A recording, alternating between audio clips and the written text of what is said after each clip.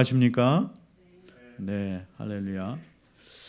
믿음으로 우리가 행복하게 지내겠다고 결심하면 행복한 삶을 살고, 나는 싫어, 나는 절망과 좌절과 우울에 빠져서 살겠어, 계속 이대로 살겠어 라고 생각하면 그렇게 됩니다. 그러니까 우리가 마음을 바꿔서 믿음으로, 왜냐하면 하나님께서 이미 우리에게 다 허락하셨잖아요.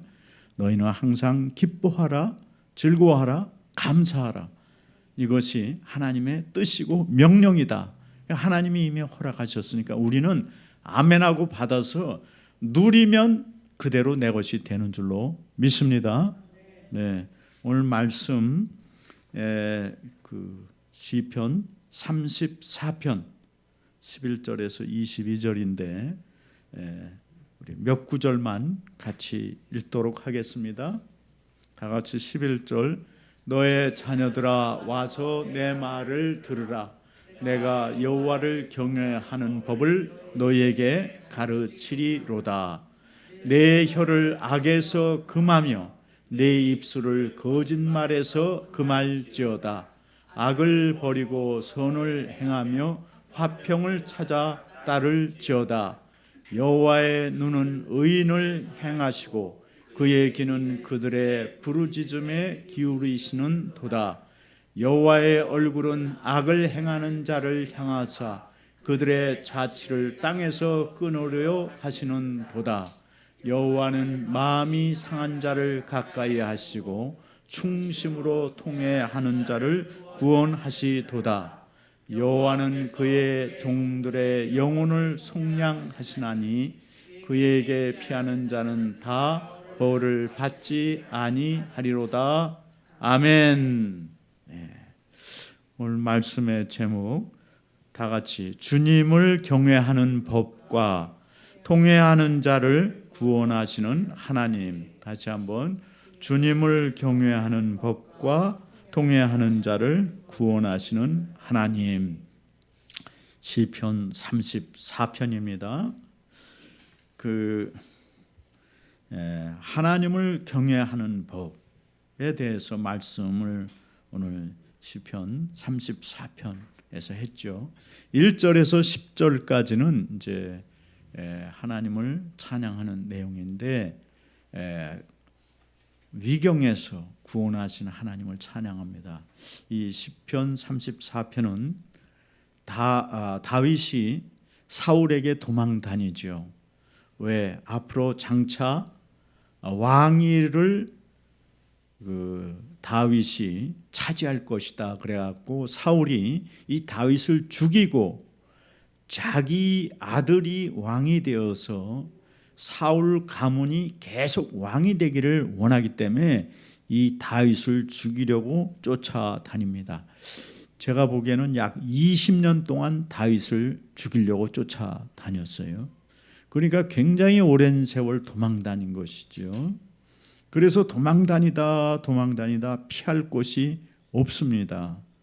그래서 이제 나중에는 할 수 없이 블레셋 가드 땅으로 도망을 갑니다. 왜냐하면 블레셋 가드는 센 데거든요. 그래서 사울이 거기까지는 쫓아오지 못하기 때문에 할 수 없이 블레셋 가드 왕 아기스에게로 도망갑니다. 이제 성경에는 다윗이 아비멜렉에게 피한 때 그랬는데, 아비멜렉이라는 것은 그 나라 말로 왕이란 뜻이에요. 그때 왕 이름은 아기스입니다. 아기스, 가드, 블레셋 땅. 블레셋은 몇 개의 도시가 연합해서 블레셋 그 왕국을 이루고 있죠. 각각 독립된 지역 왕들이 있어요. 근데 그 중에 하나가 가드인데, 가드가 굉장히 센 데입니다. 왜 세냐? 여러분, 골리앗이 가드 출신입니다. 그러니까 가드가 굉장히 세죠. 그리고 골리앗의 동생도 있어요. 가드. 그리고 살아 있어요. 이 다윗이 도망 다닐 땐 살아 있었어요. 나중에 다윗이 왕이 돼서 골리앗과 싸울 때, 블레셋과 싸울 때 그 골리앗의 동생들도 죽이기 때문에 그 동생들도 다 거인이에요. 살아있는 땅이에요. 근데 지금 하도 도망갈 데가 없으니까 글로 가면 안 되잖아. 그 가드의 영웅 골레셋을 죽였는데 거기 가면 어떻게 되겠어요? 큰일 나는데 너무너무 도망갈 데가 없으니까 글로 도망을 간 거죠. 이때 도망 다닐 때 다윗은 혼자 다녔어요. 사람이 없어요. 혼자 이 가드 땅 아기스 앞에 딱 간 거죠. 그래서 나를 말하자면 당신의 군대 장관으로, 군대 장관 중에 하나로 그냥 받아주십시오 하고 임시로 거기 가서 살려고 간 거예요. 그런데 신하들이 뭐라 그랬냐면 이 사람은 그 땅의 왕이 아닙니까? 그리고 사울이 죽인 자는 천천, 다윗이 죽인 자는 만만, 우리 백성을 이렇게 죽였는데 이 사람을 이거 우리가 받아주면 됩니까? 하고 신하들이 막 왕한테 얘기하는 거예요. 그러니까 다윗이 그 소리를 듣는 순간 어떻게 간이 쪼그라드는 거예요. 아, 이거 큰일 났네. 도망갈 수도 없고 지금 그 궁정 안에 딱 들어와 있고 그 신하들이 쫙 둘러싸고 있는데 자기 혼자 들어왔는데 이거 큰일 났구나. 난 이제 꼼짝없이 죽었구나. 다윗이 그때 하나님께 간절히 기도했어요. 그때 아마 하나님이 지혜를 준 것 같아. 미친 죄라. 그래서 침을 질질 흘리면서 수염에 침을 흘리면서 그 대문안에 가서 그 침을 발라서 끄적끄적 하니까 아기스 왕이 보고 야, 이 미친놈 왜 데려왔냐? 그러니까 하나님이 아기스 왕에게 다윗이 완전히 미친놈으로 보인 거죠. 미친 채 하는 것이 아니라 이놈이 완전히 미친놈이네 하고 보이게 하신 거죠, 하나님이. 그러니까 아기스 왕이 아니 미친놈이 없어서 너희들 이렇게 미친놈을 나한테 데려오냐? 하고 이제 아기스가 야, 내쫓아. 근데 그 당시에는 아마 그런 게 있었던 것 같아. 이렇게 힘없고 미친놈을 죽이면 자기 명예가 손상이 되는 거예요. 그러니까 이 미친놈 제가 전에는 잘했어. 근데 지금 미쳤잖아. 미친놈을 내가 죽이면 내 이름이 불명예가 된다. 아마 그런 생각을 가드가 한 거죠. 아기스 왕. 그래서 내쫓아라. 다윗이 내쫓임 당해요. 그래가지고 다윗이 너무 감사해서 그래서 지은 시가 시편 34편입니다. 정말 20년 동안 도망 다닌 중에 가장 최악의 가장 결정적으로 죽을 뻔한 사건이에요.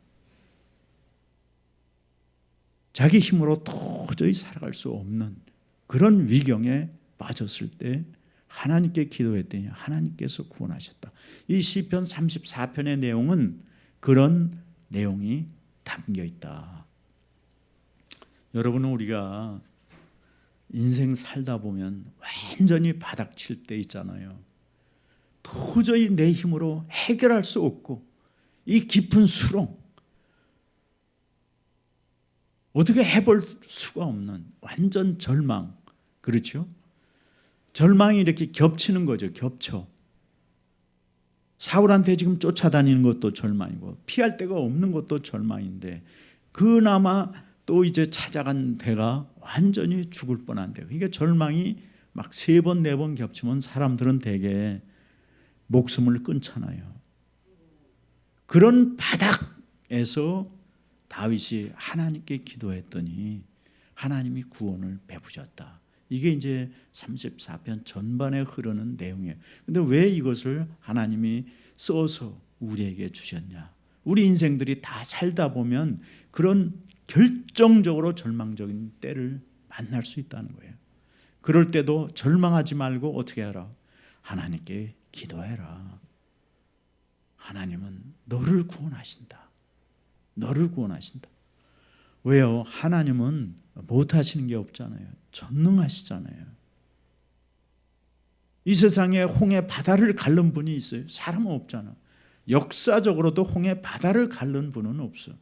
그리고 그 가운데로 이스라엘 백성이 지나가고 그리고 나서 또 애굽 군대가 쫓아서 들어갔단 말이죠.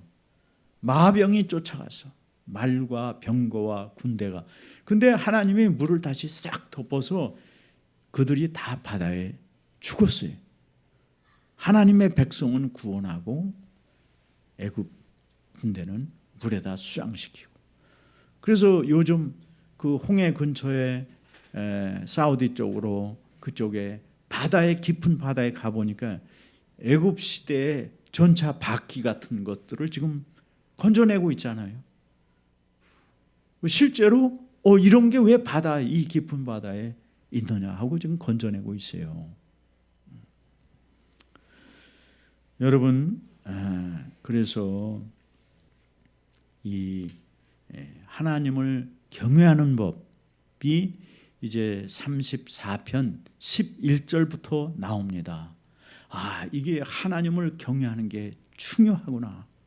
정말 인생에는 가장 중요하구나. 해서 이제 이 34편을 쓰고 우리가 11절부터 보는 거죠. 그러면서 이제 여기 첫 번째 보면 너희 자녀들아 와서 내 말을 들으라. 이 자녀들이라는 거는 그냥 하나님의 교훈을 내가 가르쳐 줄 텐데 들을 대상을 말하는 거죠. 그러니까 쉽게 얘기하면 하나님의 백성들아 그런 뜻이에요. 그러면서 내가 여호와 경외하는 법을 너에게 가르쳐 주겠다. 그래서 이제 13절이 그 하나님 경외하는 법이에요. 거기 보면 뭐라 그랬냐면 혀를 악에서 금하고 내 입술을 거짓말에서 금하라. 그러니까 그 말을 조금 이렇게 풀어서 설명하면은 여기 보면 생명을 사모하는 자들은 살기를 소원하고 12절에 생명을 사모하고 이 연수를 사랑하여 복받기를 원하는 사람이 누구냐. 근데 이 생명을 사랑한다 그런 뜻이에요. 생명을 사랑하고 그 다음에 연수라는 거는 장수를 말해. 장수. 연수가 길어야잖아. 생명을 사는데 연수가 길어야 좋은 거 아니에요. 그래서 장수하기를 사랑하는 자, 생명 사랑하고 장수하기 사랑하고 복받기 원하는 사람 누구든지 다 들으라. 13절에 내 혀를 악에서 금하고 내 입술을 거짓말에서 금하라. 그 장수의 조건이 뭐냐면 악한 말과 속이는 말을 하지 말라는 거예요. 악한 말은 뭐예요? 다른 사람을 모함해서 그 사람을 그 위기에 빠뜨리는 것. 그죠? 그게 악한 말이죠. 거짓 증거를 하거나 속이는 말, 거짓말은 남을 그냥 속이는 거예요. 자기 이익을 위해서 속이는 거예요.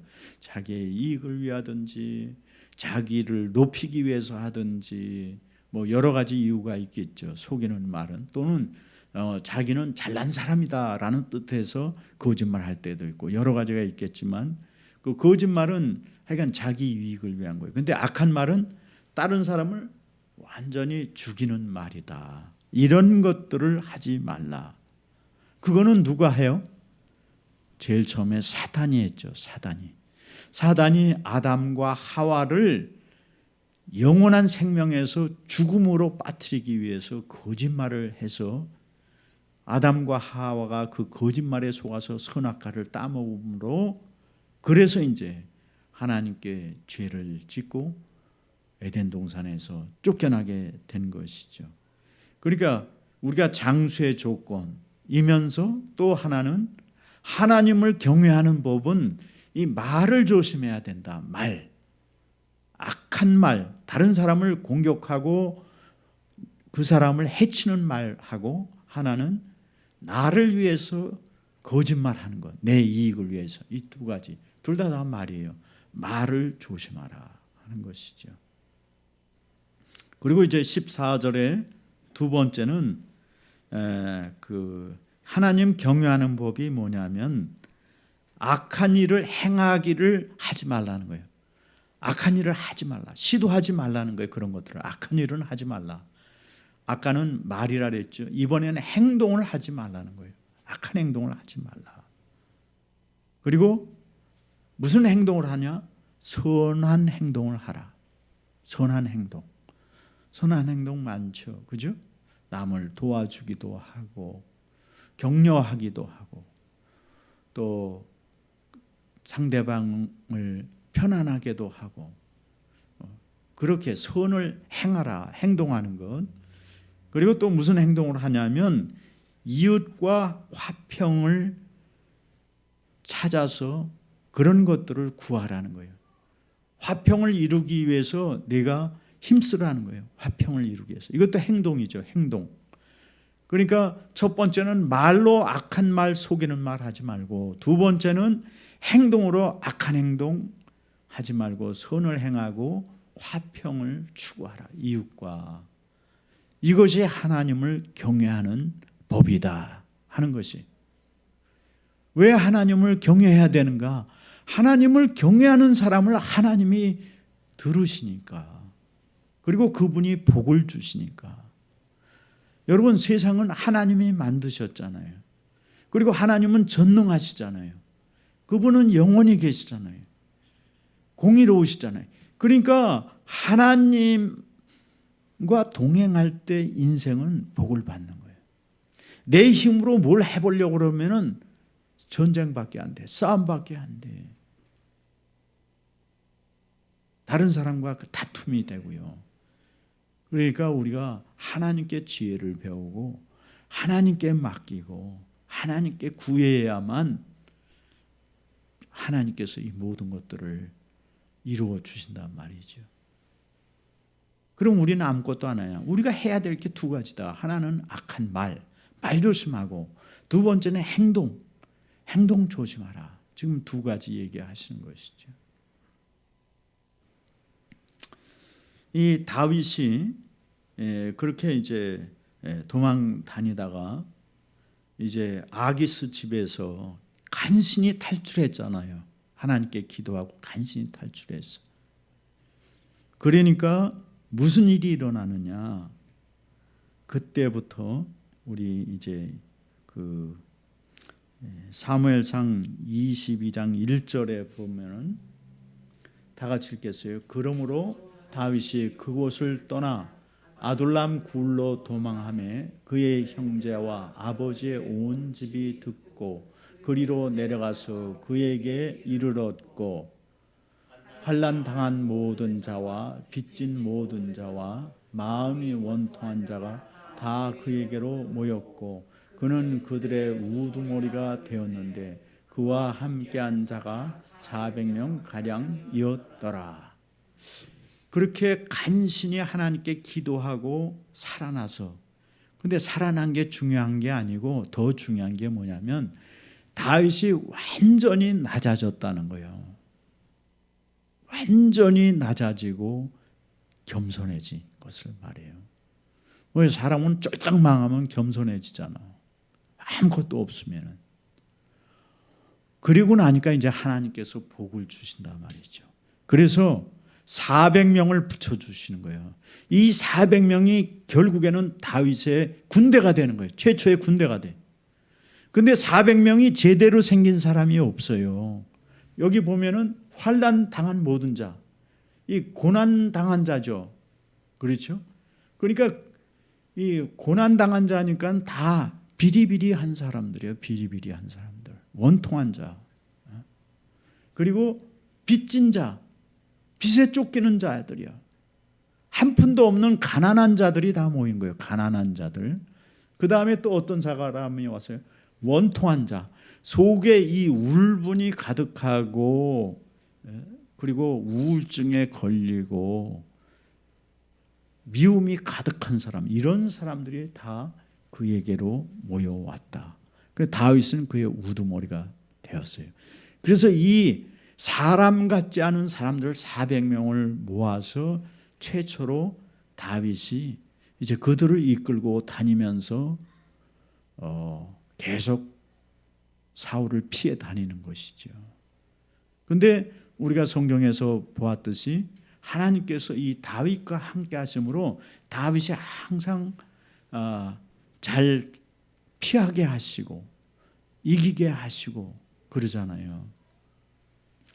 그러니까 여러분 인생에 굉장히 밑바닥을 가면은 그때 하나님의 복이 바로 여러분 문 앞에 있다는 것을 생각하시고 낙심하지 말고 절대 교만하지 말고 하나님은 완전히 낮아져야 겸손해져야 그때부터 쓰시기 시작하는 것 같아요.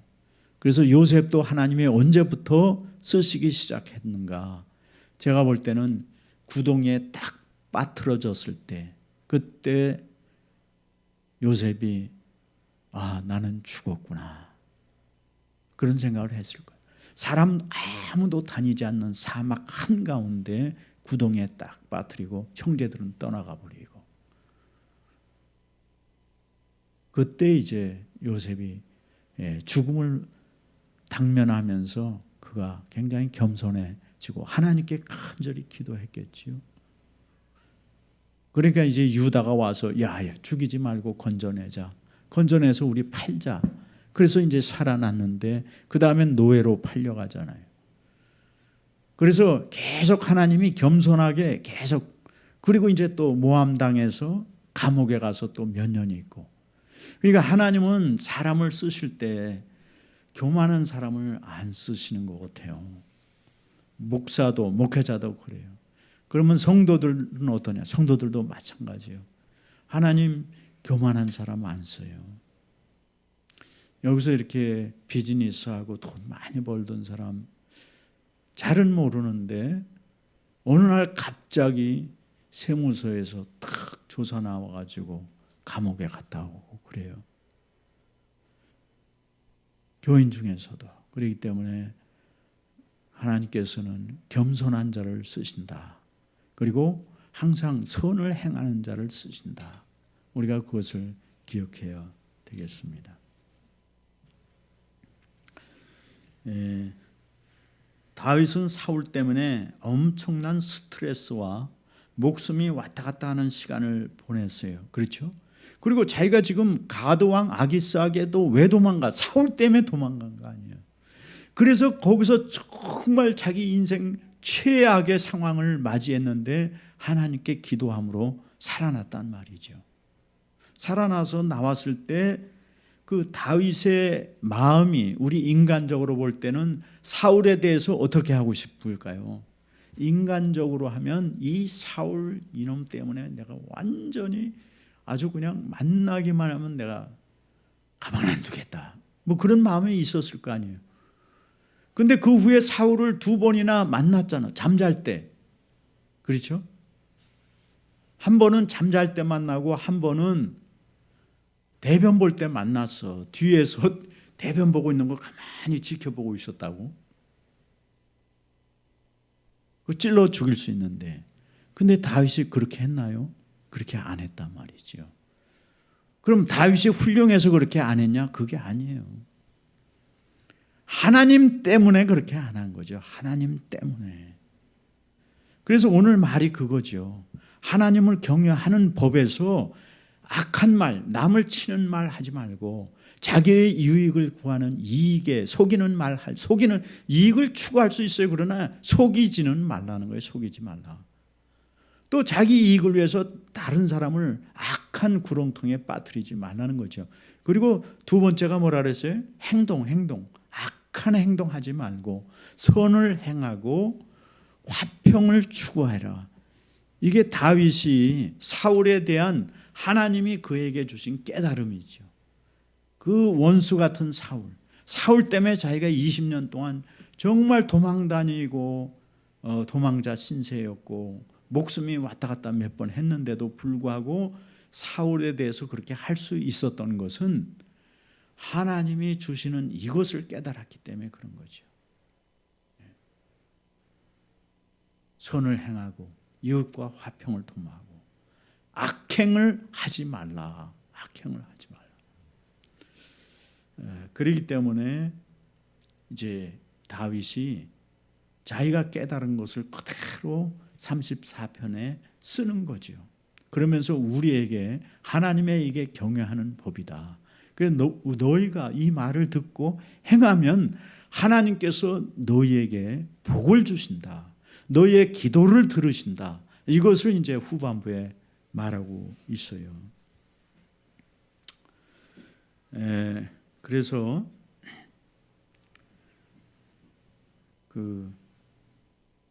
이제 두 번째는 이렇게 악행을 피하고 이런 사람들에게 하나님이 어떻게 하시는가 하는 것이 15절부터 나오는데, 두 번째 제목은 여호와의 눈은 의인을 향하고, 다 같이 여호와의 눈은 의인을 향하고 그 귀는 의인들의 부르짖음에 귀 기울이신다.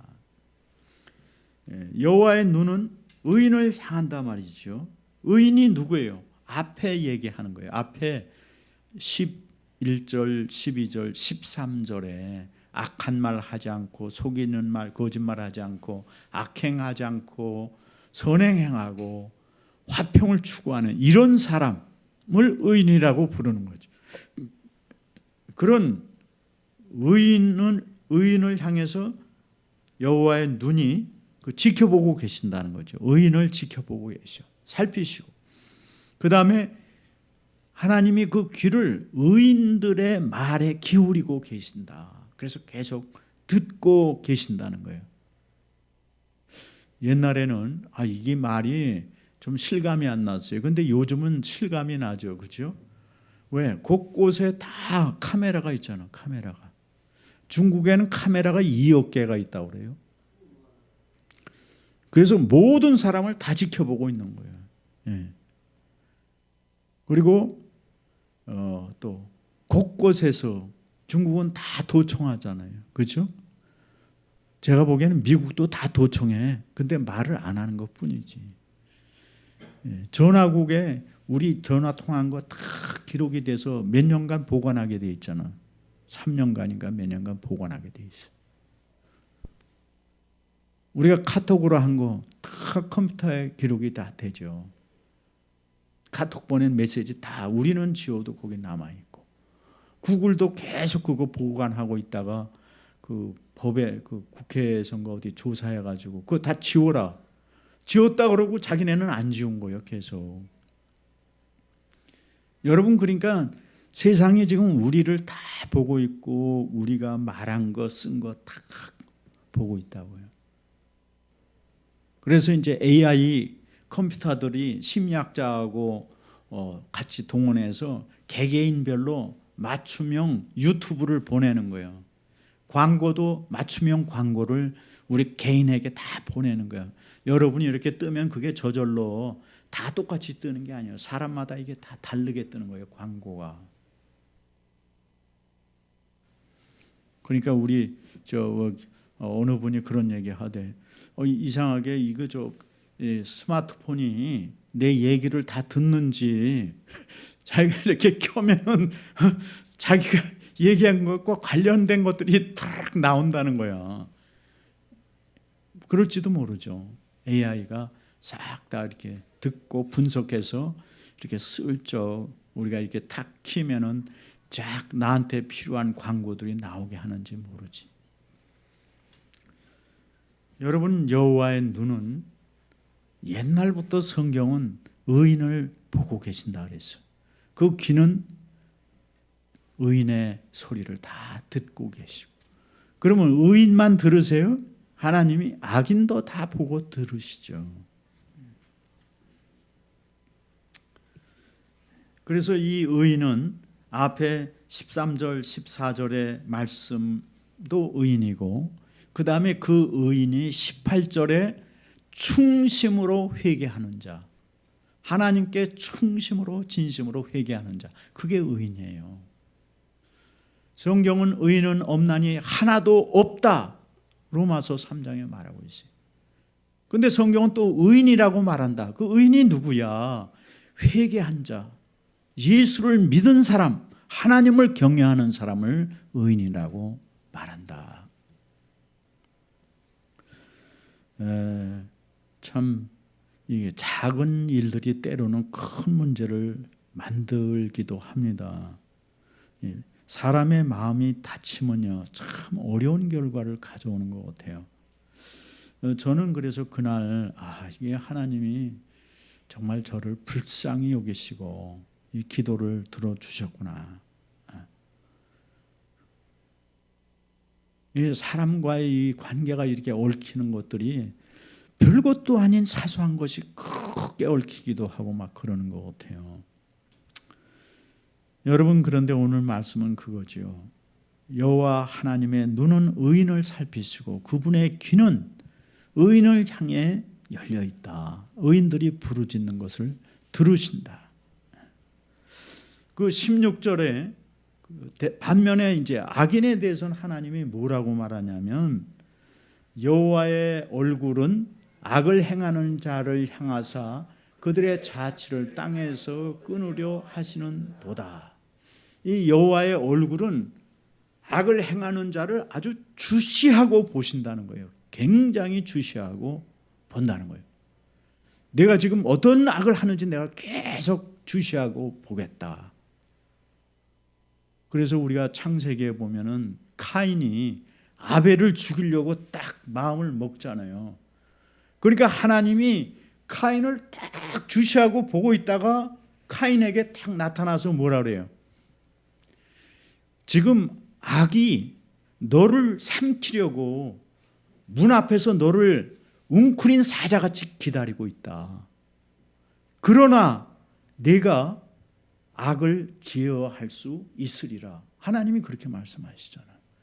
그러니까 하나님이 주시하고 있는 거예요. 악을 행하는 자를 주시하고 있어요. 그러면서 그 양심에 말씀하세요. 너 그거 하면 안 돼. 그건 악이야. 그런데 가인은 자기 마음에 우러나는 이 육신을 쫓아서 결국에는 하나님의 음성을 거절하고 자기 동생 아벨을 죽이잖아요. 죽이고 어떻게? 그도 쫓겨나는 거예요. 쫓겨나.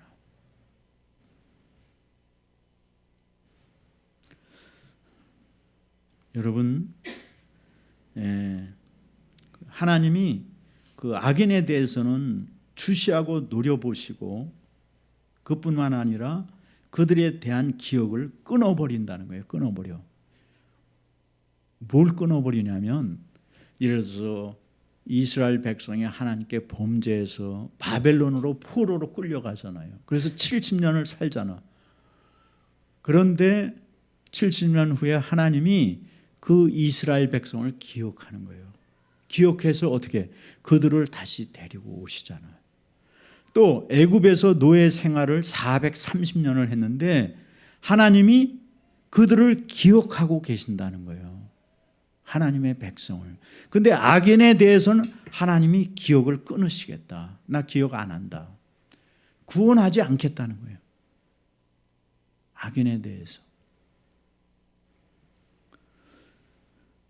17절에 보면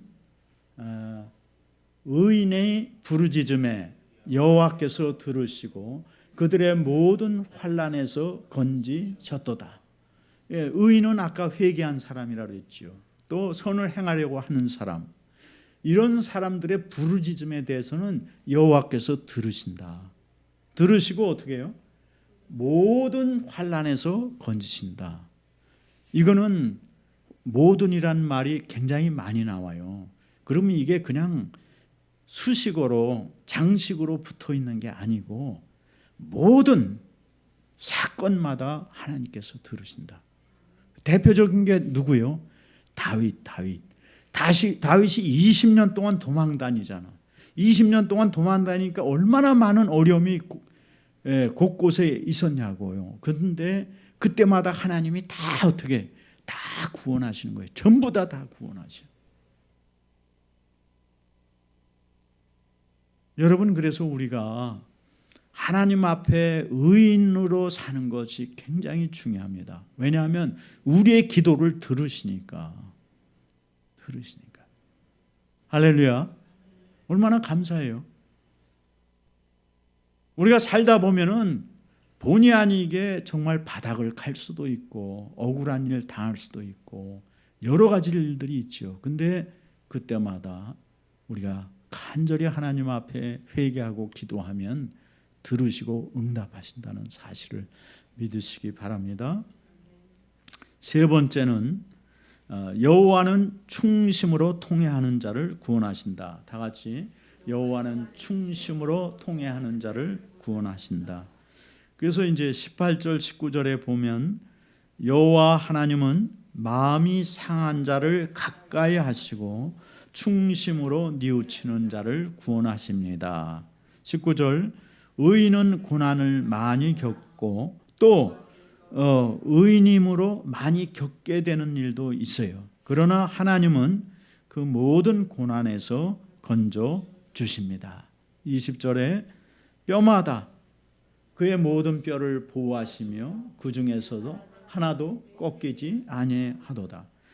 뼈마디 하나하나 다 지켜주신다는 거예요. 그래서 하나도 부러지지 않게 지켜주신다. 이 의인은 고난을 많이 받죠. 또 의롭게 살려고 하니까 고난이 더 많이 생겨. 그렇죠? 다른 사람보다. 그래서 사람들이 적당히 타협하는 거예요. 그런데 의인은 하여간 고난이 많은데 그런데도 하나님은 그 모든 고난에서 지켜주신다는 거예요. 그리고 뼈마디 하나하나 부러지지 않고 다 지켜주신다. 이제 욥의 경우를 생각하면 욥이 고난을 당하잖아요. 재물도 없어져 자식도 주고 또 그 다음엔 병도 걸렸어요.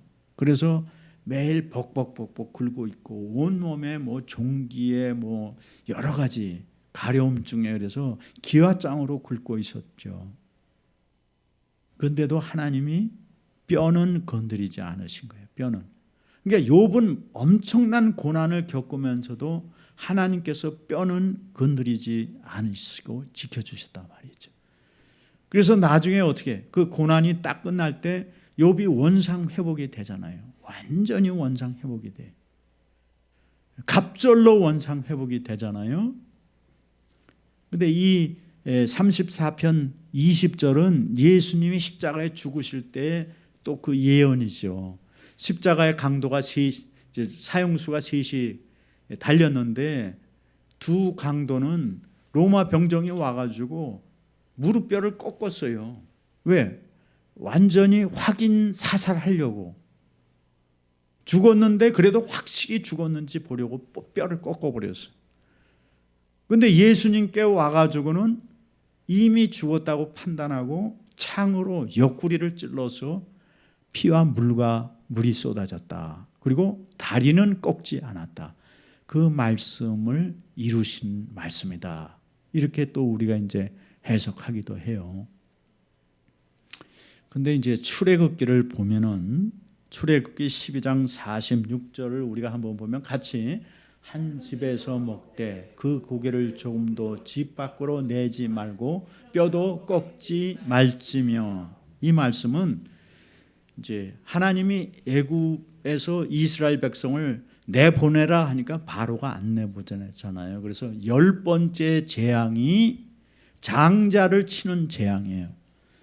모든 장자, 짐승도 첫 새끼는 다 하나님이 그날 밤에 그 죽음의 천사를 보내가지고 다 친단 말이에요. 치는데 그 전날 저녁에 하나님이 모세와 이스라엘 백성에게는 유월절 양을 잡으라. 그래서 양의 피를 문설주와 문기둥에 바르라. 그러면 장자를 치는 이 천사가 그 집은 피해 갈 것이다. 근데 그때 양을 잡을 때 어떻게 잡냐면 피는 문설주에 바르고 그 고기는 먹되 뼈는, 양 잡을 때 뼈는 하나도 꺾지 말라 그랬어요. 그게 곧 뭐예요? 유월절 어린 양인데 예수님이 유월절 어린 양이거든요. 그러니까 예수님의 뼈는 꺾지 않는. 그리고 여기서도 뼈를 보호하신다. 34편 20절에 그렇게 말하고 있는 거예요. 그러니까 성경이 이게 전부 다 이렇게 연결되어 있어요. 예언이 있으면 그 예언이 이루어지는 과정, 또 그 결과, 이렇게 연결되어 있다 하는 것이죠. 21절에 악인은 그 악함 때문에 죽일 것이라 의인을 미워하는 자는 벌을 받으리라. 이 악인은 왜 죽냐면 그 악 때문에 죽는다. 그래서 성경은 악 때문에 죽는다. 그리고 의인을 미워하는 자도 벌을 받는다 하는 것이죠. 그 성경에 보면은 아방 때 왕비 이세벨이 나봇의 포도원을 빼앗죠. 강제로 빼앗아. 그리고 나봇은 죽이고. 그러니까 선지자 엘리야가 이세벨에게 예언하죠. 네가 죽을 것이고 네 몸을 개들이 뜯어 먹을 것이다. 그렇게 예언했는데 그 예언대로 그렇게 되는 것이죠. 그래서 뭐예요? 악인은 악 때문에 죽는 거예요. 그리고 의인을 미워하는 자도 하나님께서 벌을 주신다. 22절 하나님은 그 백성들의 여호와께서는 그 종들의 영혼을 속량하시나니 그에게 피하는 자는 다 벌을 받지 아니하리라. 종들의 영혼을 속량하신다. 속량이라는 건 리뎀이라고 했죠. 값을 치르고 구원해 낸다. 그래서 그에게 피하는 자, 하나님께 피하는 자는 벌을 받지 아니한다. 제가 한번 그런 얘기 했어요. 여호와가 누구냐? 예수님이다. 예수님. 그런 얘기를 한번 드린 적이 있는데 예수님께 피하는 자는 다 구원을 얻는다. 그리고 그가 지은 죄의 벌을 받지 않아요. 왜? 예수님이 다 갚았기 때문에. 그래서 예수님께 충심으로 회개하는 자는 누구든지 예수님이 구원하십니다. 심판을 받지 않습니다. 이 땅에서 생명을 얻고 하나님의 평강을 누리며 죽어서도 부활하고 영생을 얻습니다. 여러분 모두 하나님을 경외하는 사람이 되시기를 축원합니다. 그리고 하나님을 경외하는 사람은 절대로 악한 말, 속이는 말, 악한 행동 안 합니다. 이웃과 화평을 구해야 합니다. 그리고 여러분이 진심으로 통회하고 회개하면 하나님은 여러분의 기도를 들으시고 용서하시고 여러분의 그 어려운 사정을 반드시 모든 사정을 해결하시는 전능하신 하나님이십니다. 할렐루야. 아멘. 같이 기도합시다. 오늘 주신 말씀을 통해서 여러분 깨달은 것, 믿음으로 내가 더 살아야겠다고 느끼신 것들을 하나님께 감사와 함께 결심의 기도를 하겠습니다. 하나님 아버지 은혜를 감사합니다. 오늘도 귀하신 말씀을 통해서 우리가 아버지 하나님 참으로 경외하는 법을 배우게 하시니 감사합니다. 하나님을 경외하는 법을 따라서 사는 자들은 하나님께서 모든 환난에서 구원하시고 하나님이 그 눈으로 우리를 지켜보시며 우리의 모든 신음소리를 들으시며 응답하시며 구원하심을 믿습니다. 아버지 하나님, 저희들이 믿음이 없음을 불쌍히 여기시고 저희들에게 믿음을 주옵소서. 이 전능하신 하나님이 오늘 우리를 살피시고 들으시고 우리를 보호하시고 천사가 의인을 둘러 진친 것 같이 저희들을 둘러 진치며 보호하심을 믿는 믿음을 허락하여 주시옵소서. 우리를 속이는 많은 육신의 것들, 세상의 것들에 속아서 믿음을 잃지 않게 하여 주옵소서. 늘 주님과 동행하는 삶 되게 하옵소서. 예수님 이름으로 기도합니다. 아멘.